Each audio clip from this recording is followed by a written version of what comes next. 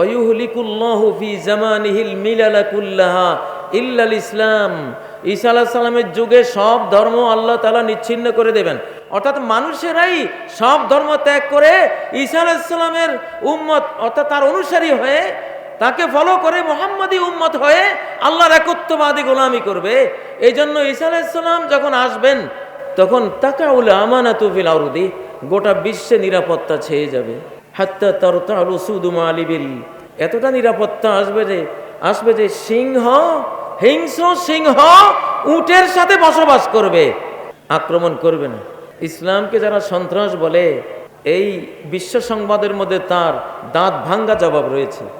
ইসলাম কতটা শান্তিপ্রিয় হলে বনের সিংহ পর্যন্ত শান্তির সেই সবক গ্রহণ করে শান্তিপ্রিয় হয়ে উটের সাথে একসাথে বসবাস করবে, খাওয়া দাওয়া করবে, উটকে আক্রমণ করবে না।